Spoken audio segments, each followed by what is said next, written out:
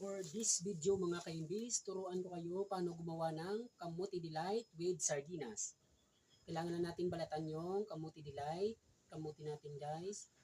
Mas mabuti yung kamuti natin na kulay ng ubi.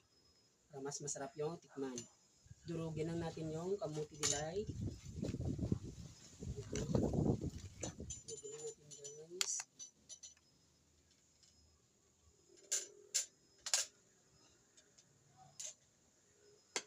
Tapos, lagyan na natin ng kalamay. Mas mabuti yung isang kutsara lang ng kalamay para mas hindi maganong matamis. Ito yung kalamay, guys. Yan. Lagyan na po natin ng sardinas. Ito yung sardinas. Mas mabuti yung sardinas na tomato sauce with chili. Yan, guys, kamuti. Yan. Ito po guys, durugin na po natin. Yan.